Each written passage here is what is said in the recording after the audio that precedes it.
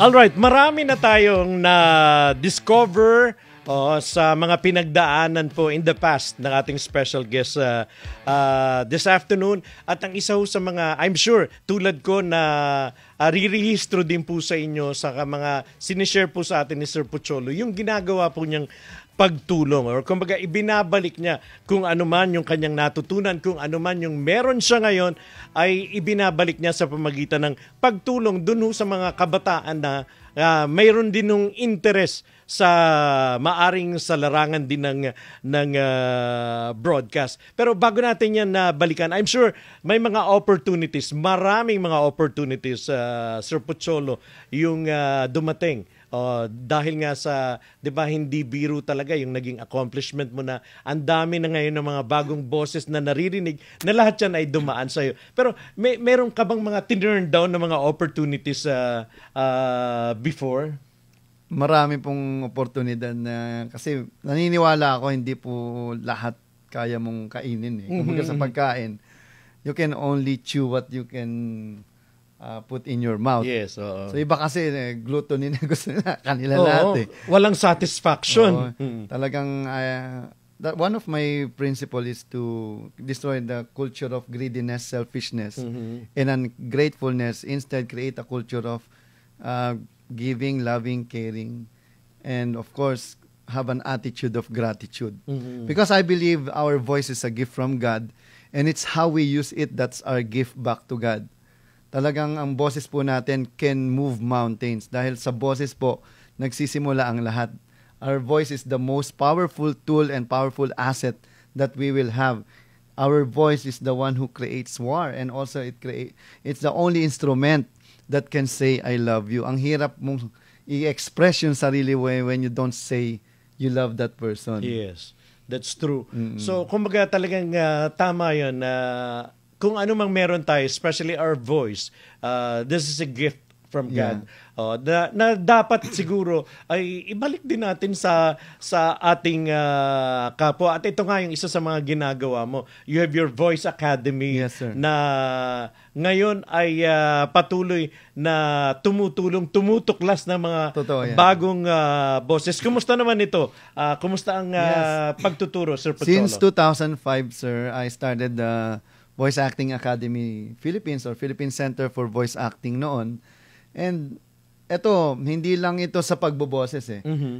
We promote voice acting as an art form, and we create and promote and to use our voice to create positive social change. Okay. Kasi ako po bilang isang motivational speaker din, one of the top 10, or I can say, pag ginugel nyo, Filipino motivational speaker, is nakakatuwa dahil tayo'y nakapaglibot na po sa buong mundo at nalibot ko na rin ang buong Pilipinas to inspire and motivate our fellow Filipino and our fellow youth na since I was 16, nagtotalk na po ako na gamitin natin ang boses natin at ang buhay natin para makatulong at mag-serve sa ibang tao. Ang isa sa mga na-admire ko sa story mo, Sir Pocholo, 'di ba?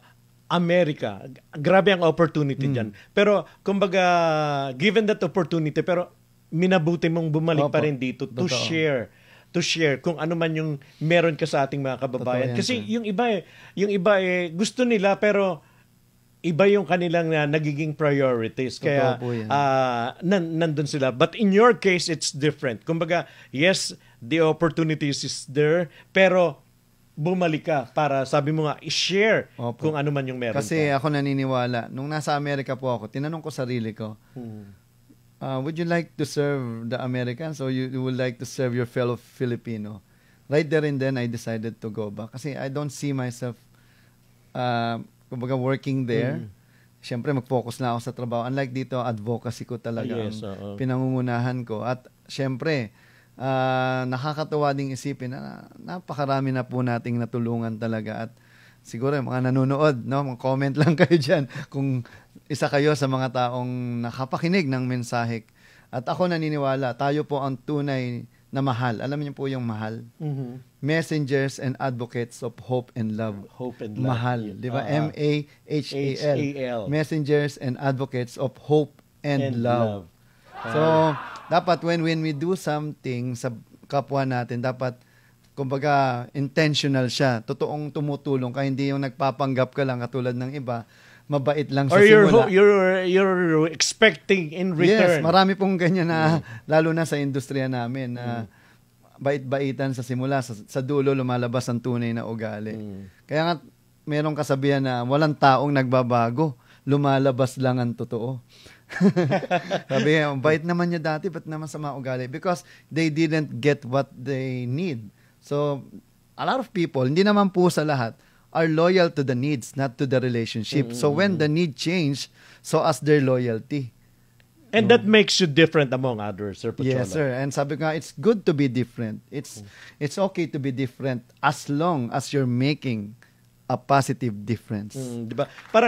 Parang ang himbing matulog na at the end of the day magpapahinga ka na ang daming kabataan na naging instrumento ka to fulfill their dreams in Totoo the po future, Sir Pocholo. That's why they call me a dream fulfiller. Pero ito po ang problema sa mundo eh.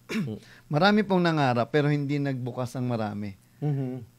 Katulad ko, kung hindi, ang ginawa ko, ang future self ko po ang tumulong sa akin. Because is the person who you want to be doing the things you're about to do? If not, you're not going to be someone that you want to be. So talagang kahit ang daming obstacles, in life there's a lot of obstacles. You can change your direction but not your destination. Kaya sabi ko, tutok lang kahit ang daming pagsubok. Even I almost died during November 2020, sir. Nagka-severe COVID ako. Dinasal ko, Lord, kung bubuhayin mo ako, I will use my life and serve people talaga.